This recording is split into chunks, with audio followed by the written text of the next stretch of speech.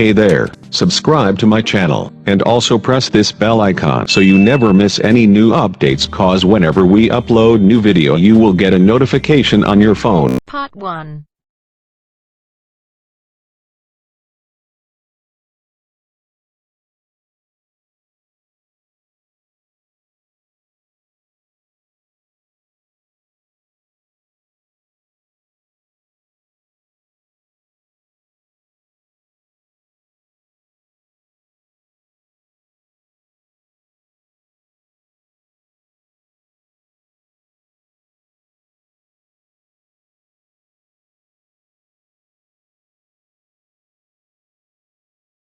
You will hear a number of different recordings and you will have to answer questions on what you hear.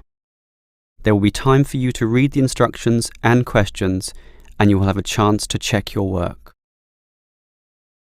All the recordings will be played once only. At the end of the test, you will be given 10 minutes to transfer your answers to an answer sheet.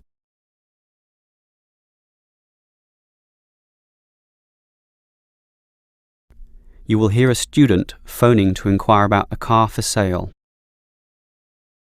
First, you have some time to look at questions 1 to 7.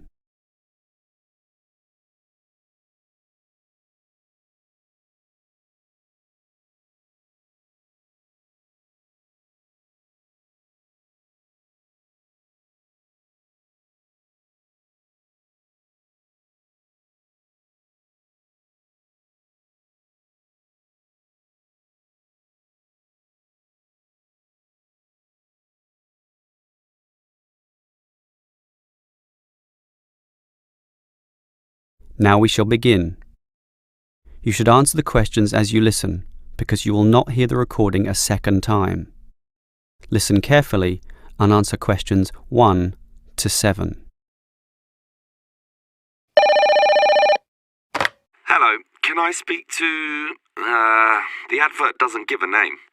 Well, the name is Bob, and I guess this call is about the car I'm selling, right? Yes, my name's Francis, and I'm definitely interested. You'll like my car then. Clean, neat, nice. What sort is it? Oh, the original model was called an Echo. You know, like the echo a sound can make. But then they changed the name to Yaris just before I bought it. Yaris. I don't know why. I liked the old name, and it's the same car, but that's what it's called. So, what's the colour? The ad says it's cream-coloured. Like cream, then? Yeah, well, it's more of a yellow colour, actually. Not cream? No, I don't know why I said that. It's like a canary, and it's more like one, too. So, what about the power? How many cylinders does it have? 4 or 6? My brother has a 6-cylinder car and says it's very powerful. Well, this one's 4 only, but I find it fine for city driving. As long as you don't intend to drive this car interstate or across the country, it does the job fine. That's okay. I just want the car basically for commuting to work and maybe some weekend trips. Is it 2-door or 4-door? I suppose it's not 4-door. The car's too small for that, right? Right, just 2 doors, as you say. The front seat bends forward to allow entry into the rear. That's fine by me. This car is just for my girlfriend and I anyway. What about accessories? Radio, CD player, anything else? Does it have an air conditioner? Well, no, it doesn't, but I don't find that a problem. I just open the window. I mean, if you really want, you can pay to have an AC installed. Basically, the only additional feature this car has is a radio, but it's still a great deal. That depends on the price. You say you want $12,800, right? Yep, about that. Well, obviously you expect the price to be reduced to an even figure, right? Well, I don't know. $12,000.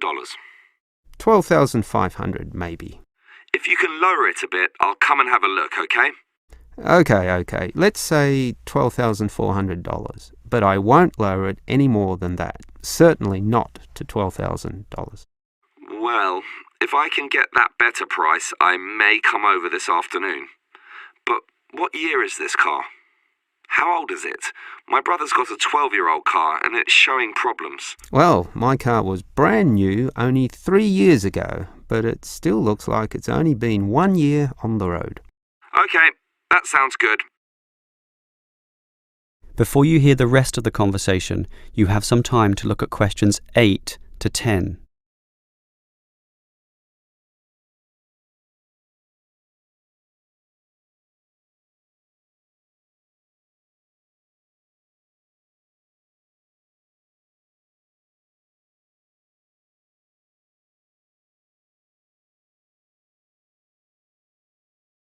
Now listen and answer questions 8 to 10.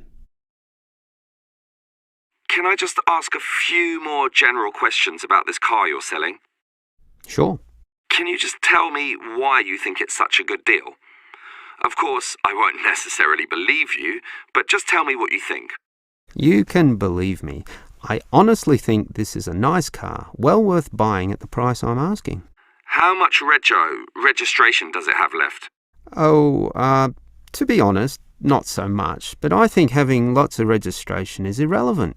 It's the car you're paying for, the quality and advantages of the engine itself.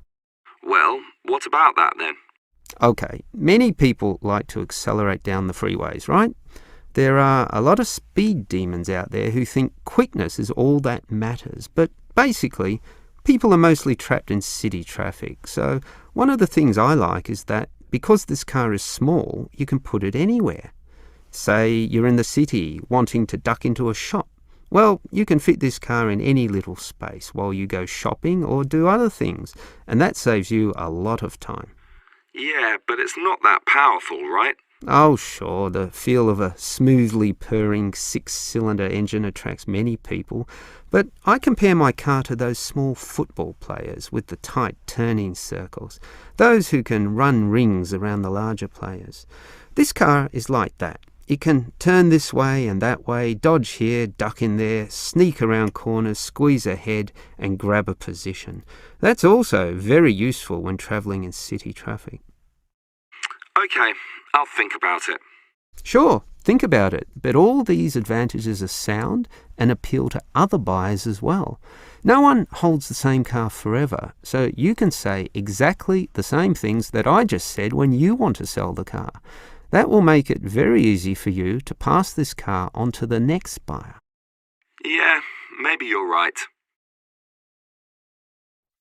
That is the end of part 1. You now have half a minute to check your answers.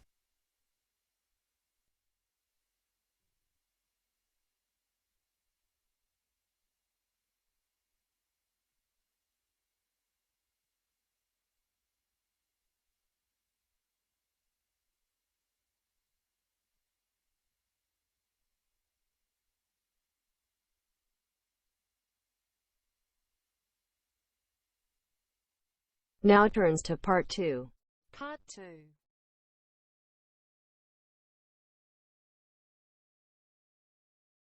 You will hear a university administrator telling a group of new students about the central campus buildings and the facilities they provide. First, you have some time to look at questions 11 to 16.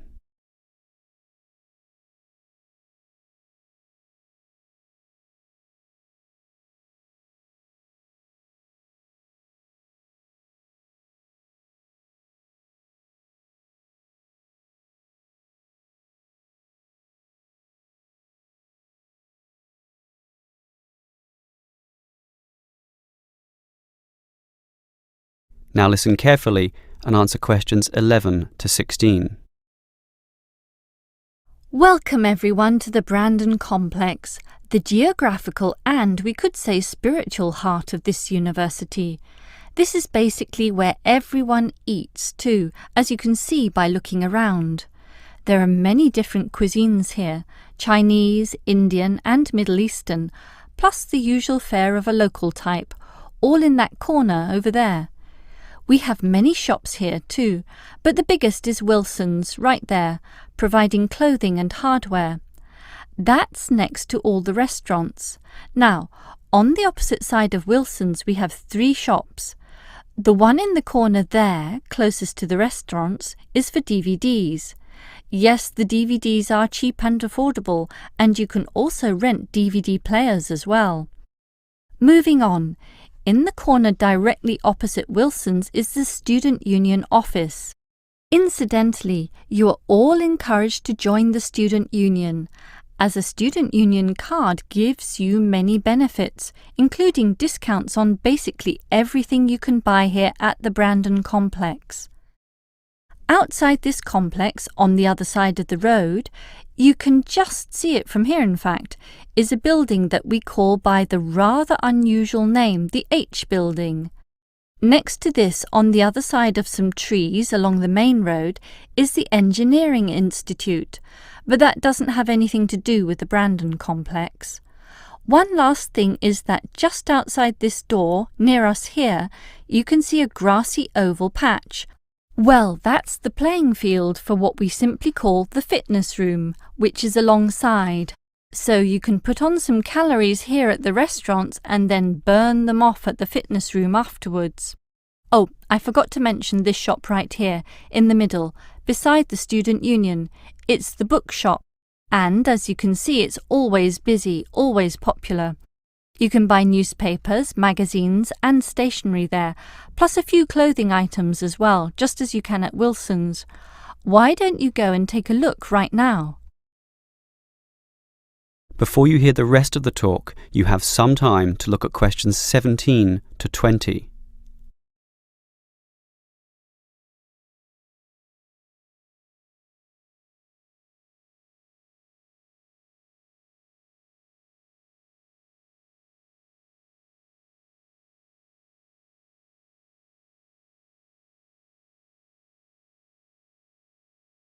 Now listen and answer questions 17 to 20.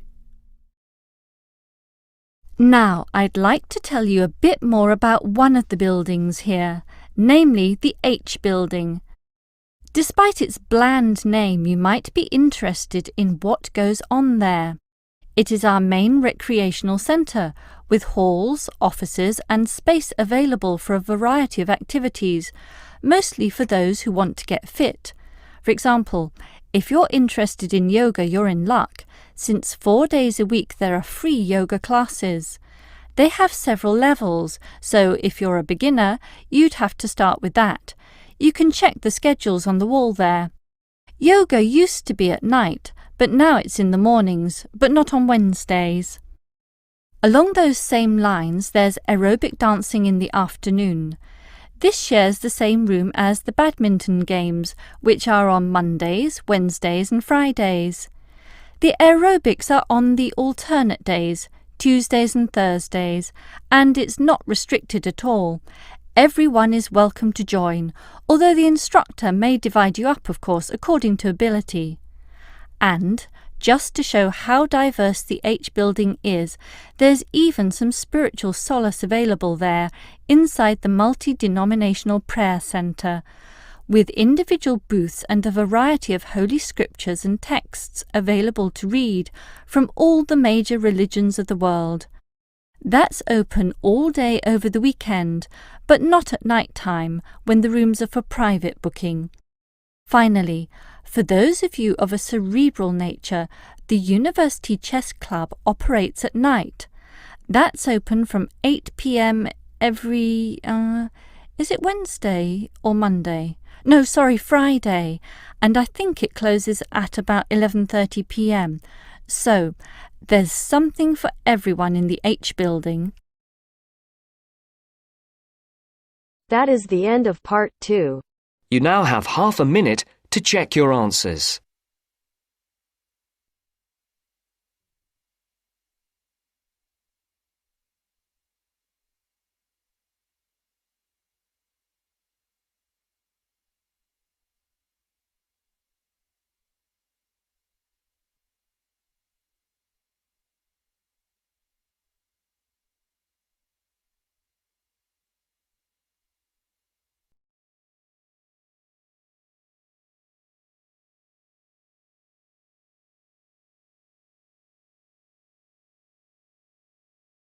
Now turns to part 3. Part 3.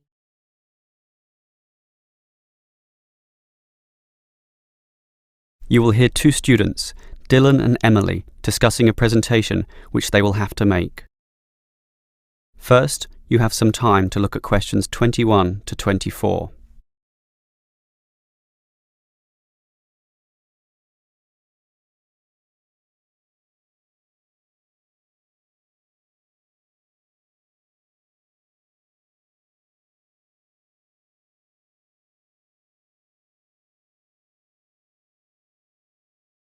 Now listen carefully and answer questions 21 to 24. Okay, Emily, as you know, we've got to do this presentation together. I know, I'm a little bit nervous about it. Standing up in front of all those people.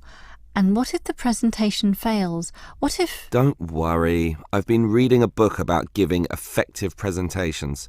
It's not that hard, but the way to do it is certainly not always obvious either. For example, do you know what the most important part of a presentation is? The final summary, I guess.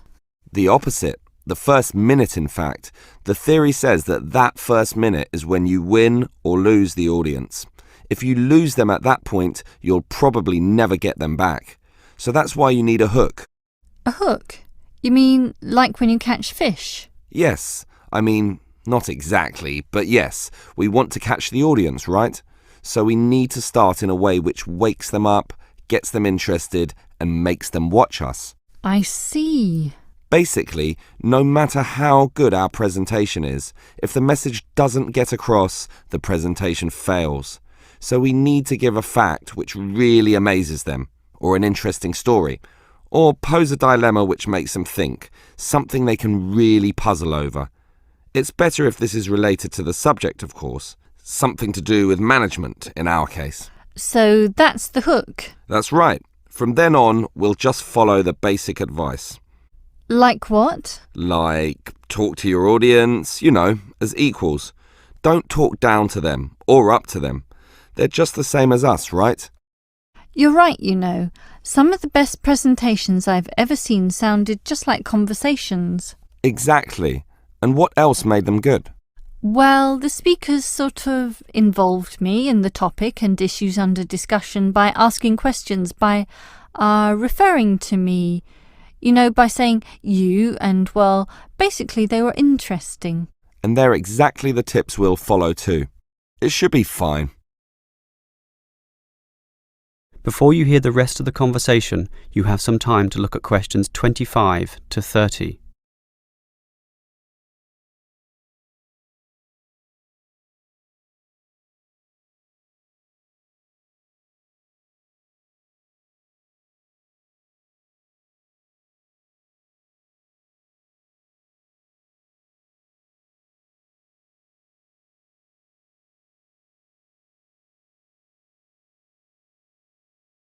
Now listen and answer questions 25 to 30.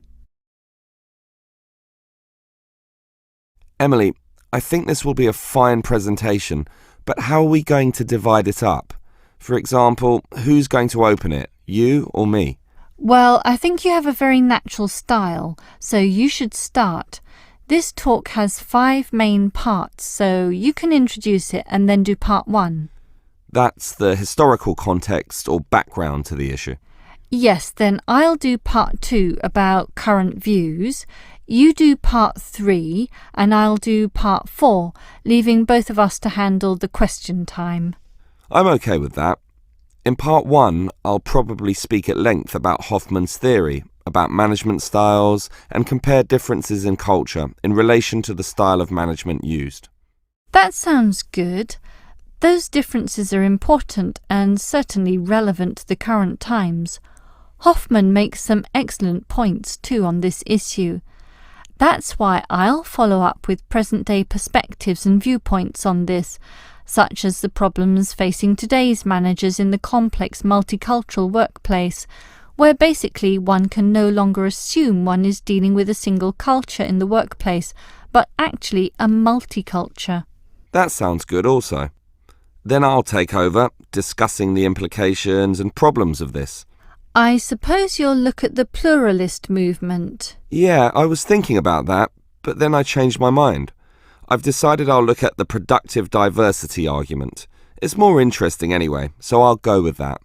Then I'll tell everyone what we've decided is the best business practice, or what is most likely to work in most situations, which is basically ignoring pluralism and productive diversity and linking everything back to Kotter's theory of human universals. Yes, the theory that argues modern management should target the universals of human nature. Right, and that leaves both of us to field questions at the end. Are there any questions we can predict so that we have some good answers ready? About resolving industrial disputes, for example?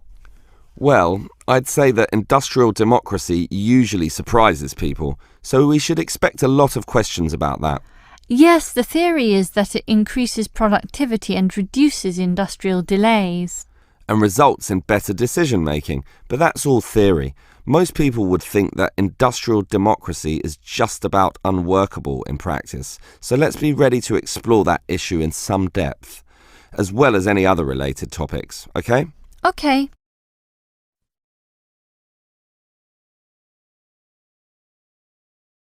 That is the end of part 3. You now have half a minute to check your answers.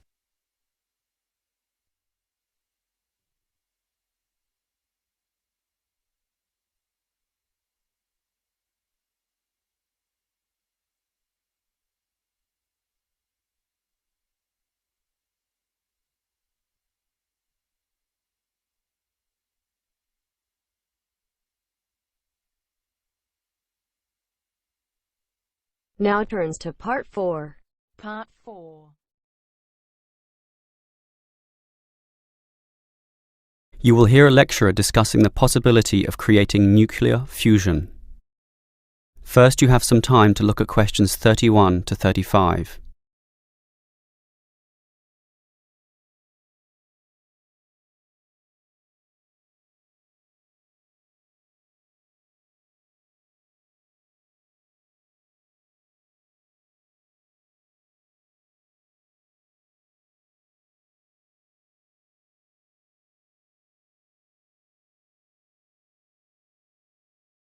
Now listen carefully and answer questions 31 to 35. We look at the sun, a huge ball streaming out essentially limitless energy into space, and we think about how we need that energy here on Earth. Our oil reserves are running out, coal burning causes much pollution, and nuclear energy has many dangers. But where does the sun itself get its energy? The answer is that the sun makes it using fusion, or, more specifically, in a hydrogen fusion process. There is no pollution, no radioactivity, no waste products, and we have plenty of hydrogen. So, hydrogen fusion seems the perfect answer to our energy needs, and scientists have long attempted to achieve it here on Earth. So what happens during this process? The first step is to make two light atomic particles approach. In the case of our sun, these are hydrogen particles, the lightest and also the easiest to deal with. However, the problem is that the nuclei of atoms have electric fields, and fusion between these particles is opposed by their similar electric charge. They most naturally repel each other, and the nuclei of all elements are exactly the same in this respect. Thus, in order to overcome this repulsion and force them together, in the second step, the particles are heated. The trouble is, you need a lot of heat, incredible temperatures of the sort only seen on the surface of the sun. This is many millions of degrees, far higher than the melting point of any known material. Still, the concept is simple. The hot, wildly moving particles, which are now called plasma, will crash into each other, resulting in the third step, the fusion into helium, which releases energy and begins a self-sustained process. Before you hear the rest of the lecture, you have some time to look at questions 36 to 40.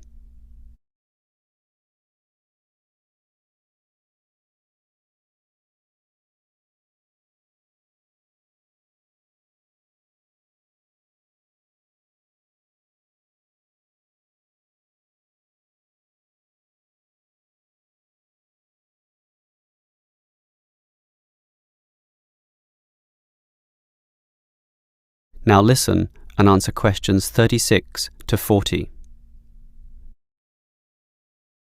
So, we know how fusion works. Thus, the big question is, can we create it here on Earth? We actually have the technology to superheat hydrogen into plasma, but no container on Earth can deal with those temperatures. Thus, we need to confine this superheated material so that it doesn't touch anything. For that, we need a special reactor, and most research has focused on an apparatus known as a tokamak system. That's TOKAMAK, an acronym from some Russian words meaning toroidal chamber with magnetic field. It's an apt name, since a very powerful magnetic field is used to confine and suspend the superhot plasma in the air so that it doesn't touch anything. This is possible only because this plasma has an electric charge, which interacts with the magnetic field. Of course, the walls of the fusion vessel will still get hot, very hot, and to avoid being melted, they must be cooled with a cryogenic system to intensely low temperatures. But now we are faced with the second problem. If we are to draw power from this system, the reaction must be continuous and controllable. However, when fusion begins, the plasma becomes unstable, and at these temperatures, that is a very serious situation. If we lose control, a disaster could result. Despite the obstacles, in 2010, a European device managed some success, but needed far more power to generate the fusion reaction than that produced from the fusion itself. Obviously then, it was not useful as a power source. More to the point, this system could only sustain a fusion reaction for a fraction of a second, yet, to self-sustain, the fusion needs to run for at least 10 seconds. And the future looks bleak. Unfortunately, most scientists predict that many decades will have to pass before fusion power can become a practical reality. That is the end of part 4. You now have half a minute to check your answers.